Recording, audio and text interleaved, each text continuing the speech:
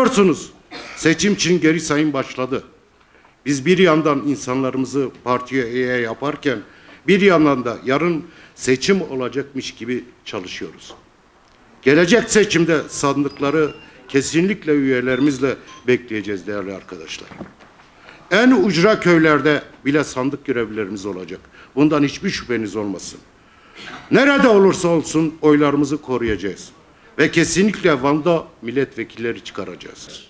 Dediler ki genel seçim söz konusu olduğunda ya dinine oy vereceksin ya diline oy vereceksin dediler. Doğru mu arkadaşlar?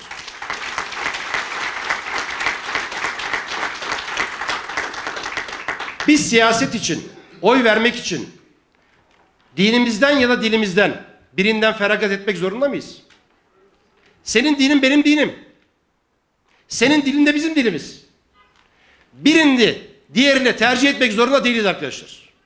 Hem dilimizi hem dinimizi koruyarak ama bunun da üstünde şu dünyada, şu ömrümüzde insanca yaşayacak bir Türkiye kurmamız lazım.